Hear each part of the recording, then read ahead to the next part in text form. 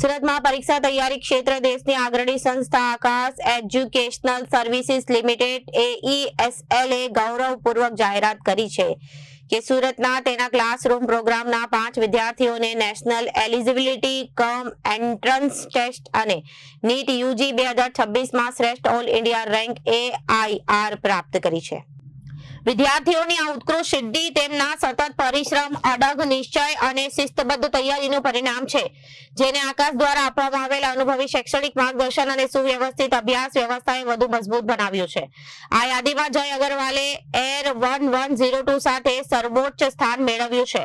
અન્ય સફળ વિદ્યાર્થીઓમાં આર્યન જરીવાલા AIR 1244, દેવેન્દ્ર ચૌધરી AIR 1321 અને દિવિત કટારિયા એર 1565 અને રુદ્ર પંચાણી એર 1577 નો સમાવેશ થાય છે।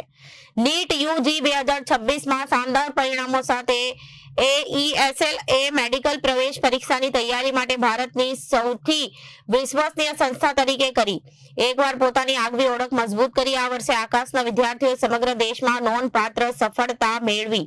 આ વર્ષે આકાશના વિદ્યાર્થીઓએ સમગ્ર દેશમાં નોંધપાત્ર સફળતા મેળવી છે અને જેમાં ટોપ 10 માં 4 વિદ્યાર્થીઓ, ટોપ 50 માં 18 વિદ્યાર્થીઓ, ટોપ 100 માં 41 વિદ્યાર્થીઓનો સમાવેશ થાય છે અને આંકડો હજુ પણ વધી રહ્યો છે।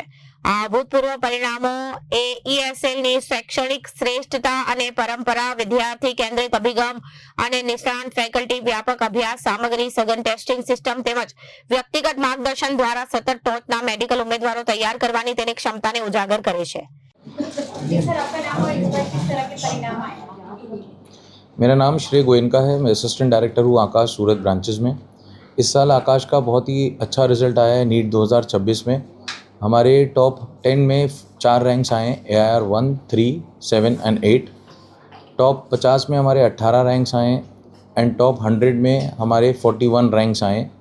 बात की जाए अगर पूरे गुजरात रिजल्ट्स की, बात की जाए सूरत के रिजल्ट्स की, तो टोटल नीट में गुजरात से 85,000 बच्चे क्वालिफाई किए हैं, जिसमें से आकाश सूरत की अगर बात की जाए तो हमारे 1100 के आसपास बच्चों ने नीट 2026 लिखा था, जिसमें से अभी तक आंकड़ा 96 बच्चों का हमारे पास है जो GMC के कॉलेज के लिए क्वालिफाई कर गए हैं, जिनको GMC कॉलेज मिल जाएगा एंड हम आशा करते हैं ये आंकड़ा जल्दी 100 के पार हो जाएगा।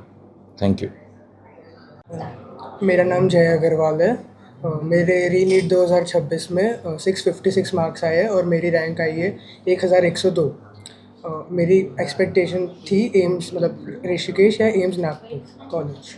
किस तरह की तैयारियां थी, कितनी आज की स्टडीज रही, कंसिस्टेंसी कितनी इंपॉर्टेंट रही? क्लास 11 में जब चालू किया था मैंने आकाश में अपना क्लासरूम कोर्स, तो इनिशियली जब पढ़ाई का लोड कम होता है तो 7 से 8 घंटे पर डे के हिसाब से मैंने स्टार्ट किया था।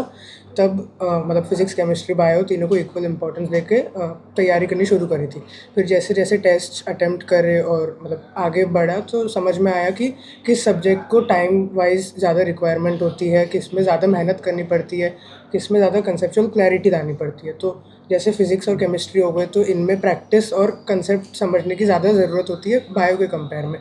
तो विद टाइम जैसे जैसे स्टडी आवर्स भी अपने इंक्रीज़ करे, उसके साथ में अपनी मेहनत और कंसेप्चुअल क्लैरिटी इन सब्जेक्ट्स में इम्प्रूव करी ताकि अच्छा टोटल आ सके। आकाश का कैसा सपोर्ट रहा आपको? आकाश का मतलब जब से मैंने क्लासरूम कोर्स ज्वाइन किया तब से डेली क्लासेस होती थी, डेली क्लासेस मैंने अटेंड करी है। सिर्फ सैटरडे ऑफ रहता था, बाकी डेली हमारी क्लासेस अटेंड करी है। स्टडी मॉड्यूल्स मिलती है, हर चैप्टर के लिए डिटेल्ड नोट्स भी हमें लिखवाते हैं हमारे फैकल्टीज़ जो भी है। और विद टाइम मतलब मंथली और वीकली भी कई बार टेस्ट्स भी होते हैं रेगुलरली। तो वो ओवरऑल सपोर्ट मुझे मिला पूरा मेरी नीट की जर्नी के थ्रू आउट, लाइक 2 ईयर और उसके बाद जब ये री नीट का हुआ उसके बाद भी लाइक जो भी डाउट सेशन होते थे, डिस्कशन होते थे एग्ज़ाम्स के बाद, वो यहाँ पे हमेशा सपोर्ट किया है हमें उसके लिए। मेरा नाम आर्यन नीलेश जरीवाला है। मेरे री नीट 2026 में 653 आए 720 में से और मेरा AIR 1244 है।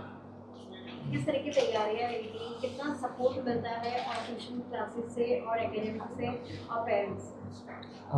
फुल सपोर्ट उन लोग पेरेंट्स और फैकल्टीज़ और सबका रहता है और बहुत ही वो मोटिवेट करता है कि हम पढ़ाई चालू रखें और ब्रेक ले, लेकिन उसको पूरा कंटिन्यू करें, हम अपनी मेहनत जारी रखें। बहुत डिफिकल्ट होती है, तो कंसिस्टेंसी कितनी इंपॉर्टेंट रहती है और कितनी आज की स्टडीज रहती कंसिस्टेंसी बहुत इंपॉर्टेंट रहती है, क्योंकि जब ऐसी बड़ी एग्ज़ाम आती है तो जब अगर हम कंसिस्टेंट होते हैं तो वो हमको मोटिवेट करती है और हमको कॉन्फिडेंस भी रहता है एग्ज़ाम में कि हम अच्छा कर पाए। और अगर कंसिस्टेंसी ना हो तो हम कभी कभी एग्ज़ाम में डर की वजह से परफॉर्म भी नहीं भी कर सकते। है? आगे क्या प्लानिंग है? आगे एक अच्छी कॉलेज में जाके MBBS करना है, और उसके आगे तक तो अभी नहीं सोचा, लेकिन अभी तो फुल फोकस MBBS पे।